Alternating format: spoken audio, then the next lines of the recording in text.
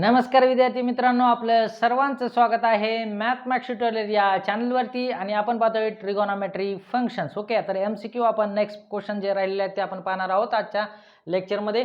तर question number जो आपला S11 आहे ते काय म्हटलंय, the value of cot tan inverse 2x plus cot inverse काय दिले 2x इज आपल्याला फाइंड करायची. ठीक आहे, तर आपल्याला एक प्रॉपर्टी माहिती आहे, जसं बघा इथं सेम आहे. ओके, tan इनवर्स काय 2x सेम आहे आणि इथं कॉट इनवर्स पण काय 2x सेम आहे. ओके, मग जर tan इनवर्स x बरोबर प्लस कॉट इनवर्स x अशी प्रॉपर्टी आपल्याला झाली, π/2 झाली का? झालेली आहे. ठीक आहे, मग आता जर कॉट आणि ही जर value is equal to π/2 put up केली तर कॉट π/2 म्हणजे किती? Cot 90 degree. कॉट 90 डिग्री म्हणजे किती? 0. आता ही कशी फाइंड केली तर कॉस 90 डिग्री आणि डिवाइड काय येणार तुमचं साइन काय येणार 90 डिग्री. ओके, आता कॉस 90 डिग्री म्हणजे किंमत किती असते आपली? काय असते तुमची?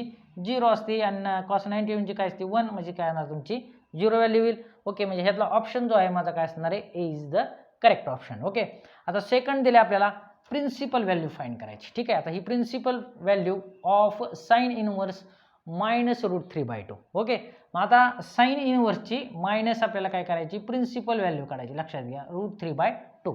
मग आता ह्याचा आपल्याला इंटरवल माहित पाहिजे. क्लोज्ड इंटरवल काय असतो? तर -π/2 काय असतो? बिटवीन काय असतो? π/2 च्या बिटवीन व्हॅल्यू असते. Okay, yes. मग आता साइन मायनस आपल्याला काय सांगितली? √3/2. मग √3/2 व्हॅल्यू कधी असते साइनला? लक्षात घ्या. ओके, मग जर सपोज मी तसं अल्फा म्हटला तर साइन इकडे आले तर काय येईल? Sine alpha is equal to काय येईल? -√3/2. 60 डिग्रीला असते का? √3/2 असते म्हणजे किती? π/60 डिग्री म्हणजे किती? π/3 ला येईल. ओके, म्हणजे काय ना थोडक्यात मायनस काय ना साइन काय ना तुमचं π/3. आता ही बसती का हो? तर बसती -π/2 च्या आतमध्ये आहे. ओके, म्हणजे निगेटिव्ह येईल आपली मायनस काय ना π/3. ऑप्शन म्हणजे डी इज द काय असणार आपलं करेक्ट आन्सर असणार आहे. ओके, तर असा हा काय एकदम easy question. Principal value branch तुम्हाला माहित पाहिजे त्यासाठी. ओके, याचं ते ऑलरेडी आपण घेतलेलं आहे. आता इथे दिले sine inverse 4/5 plus cos inverse 12/13 पाहिजे.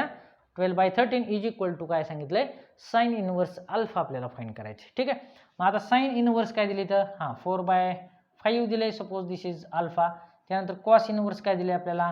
काय दिले? 12/13. सपोज दिस इज आपण काय म्हणूया? बीटा. ओके, मग आता ही टर्म तिकडे घ्या. काय येईल तुमचं? 4/5 इज इक्वल टू काय येईल? Sine alpha. आणि त्याच्यानंतर कॉस तिकडे घ्या. काय येईल तुमचं? कॉस काय येणार? बीटा इज इक्वल टू काय येईल? 12/13 येईल.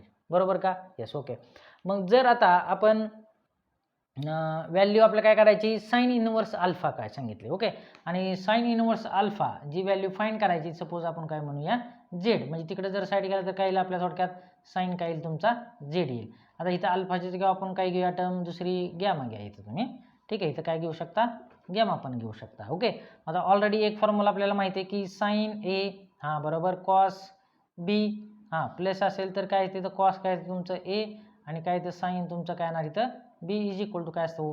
साइन काय असतं? ए प्लस काय असतं? बी. ऑलरेडी झालेलं आहे आपल्याला. आता हा फॉर्म्युला झाले तर आपण काय करूया? इथं ही झाली माझी एक व्हॅल्यू. दुसरी मी कॉसची पण सेमला काढू शकतो. ओके, मग सपोज इथं असं म्हणतो मी साइन गॅमा आणि इथं कॉस काय तुम्ही म्हणा? बीटा म्हणा. प्लस काय म्हणा? इथं कॉस तुम्ही गॅमा म्हणा. इथं काय म्हणा? साइन तुम्ही काय म्हणू शकता? बीटा. म्हणजे इथं साइन तुमचं काय येणार? गॅमा प्लस काय येणार? बीटाची व्हॅल्यू येणार थोडक्यात. बरोबर का? साइन रिलेटेड फॉर्म्युला घेणार आहे कारण इकडे पण काय तुमचा साइन इनवर्स आहे. ओके, मग साइन रिलेटेड घेतलं तर व्हॅल्यू भेटेल आपल्याला. ही काय येणार तुमची? 1 मायनस करायला लागेल. 1 मायनस काय येणार? 4/5 करा. म्हणजे किती येते तुमची? हे पटदिशीनं आलं पाहिजे क्विकमध्ये तुम्हाला. साइन आपण काय कशाची काढतोय व्हॅल्यू? लक्षात घ्यायची. साइन गॅमा म्हणजे आपण कॉस गॅमाची व्हॅल्यू काढतो. ठीक आहे, आता कॉस गॅमासाठी काय येणार तुमचं? 1 मायनस करायला लागेल. बरोबर.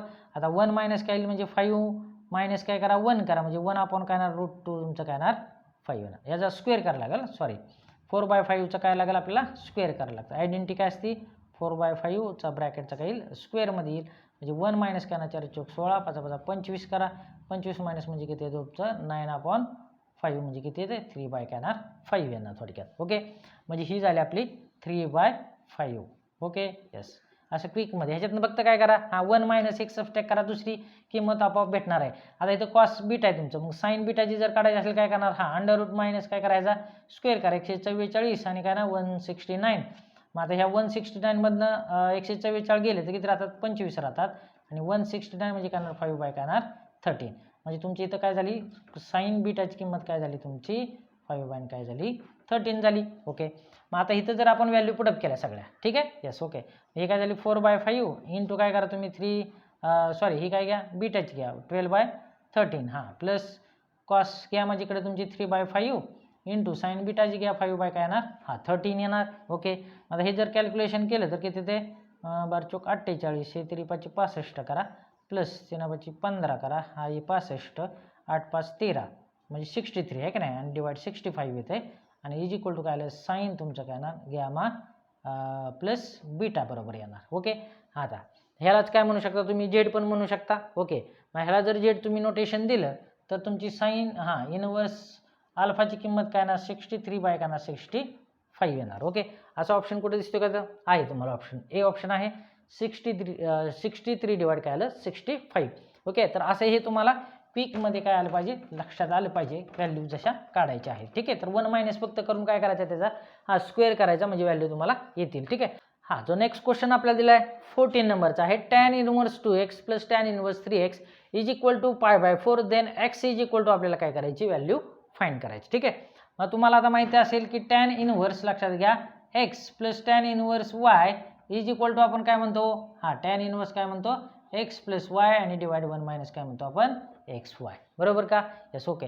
आता इथं आपल्याला काय दिले तर x च्या जागेवर काय इथं दिले 2x दिले आणि y च्या जागेवर आपण कन्सिडर करूया 3 काय दिले आपल्याला x दिले. ठीक आहे, मग आता ह्याचं कन्वर्ट कसं येईल माझं तर tan इनवर्स tan इनवर्स काय येणार तुमचं 2x प्लस काय येणार तुमचं 3x आणि डिवाइड काय येईल 1 मायनस काय येणार तुमचं 2x आणि इंटू काय येईल 3x आणि इज इक्वल टू तुम्हाला काय दिले काय दिले 4 दिले का. Yes, okay.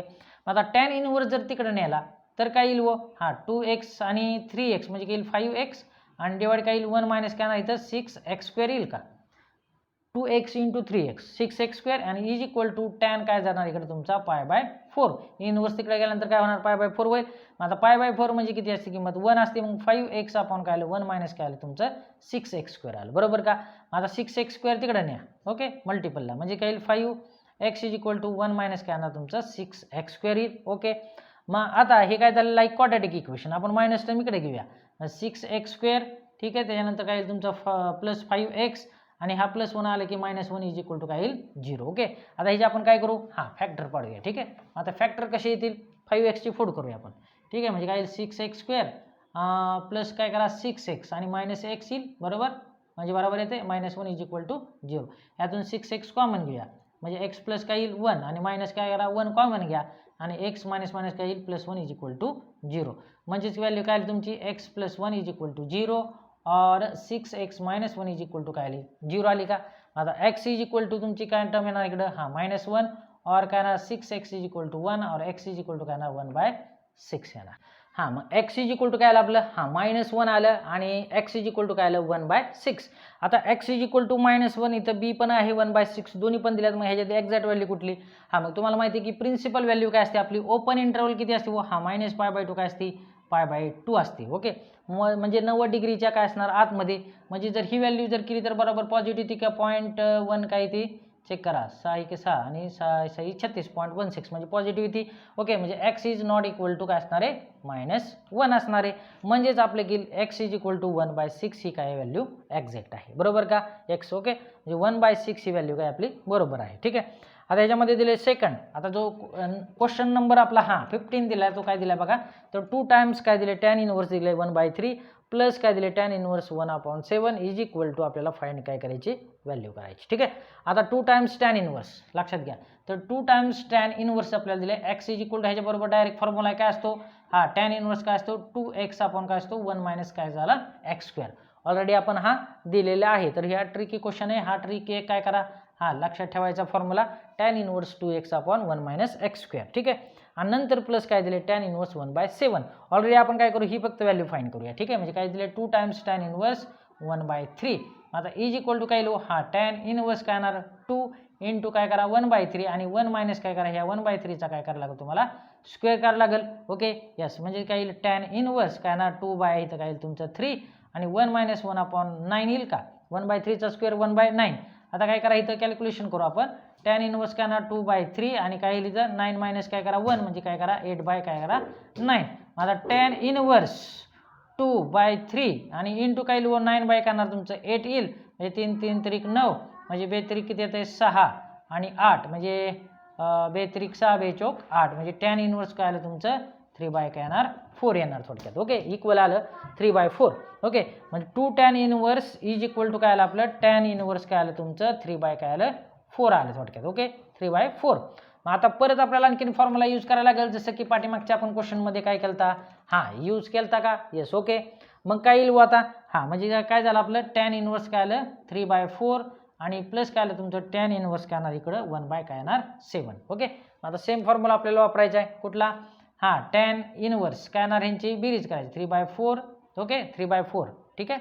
हे बघा tan इनवर्स 3 काय येणार 4 प्लस करायचे 1/7 आणि 1 मायनस काय येईल 3/4 इंटू काय करायचे 1/7 कॅल्क्युलेट. ठीक आहे म्हणजेच काय येईल tan इनवर्स काय येणार तुमचं तर इथं काय करा 7 त्रिक 21 21 प्लस 4 करा आणि डिवाइड 4 7 28. ओके आणि 1 मायनस काय येणार 3 आणि काय येईल 4 त्रिक 4 7 28. ओके मग tan इनवर्स काय येईल 25 25 बाय करा 28 करा आणि डिवाइड.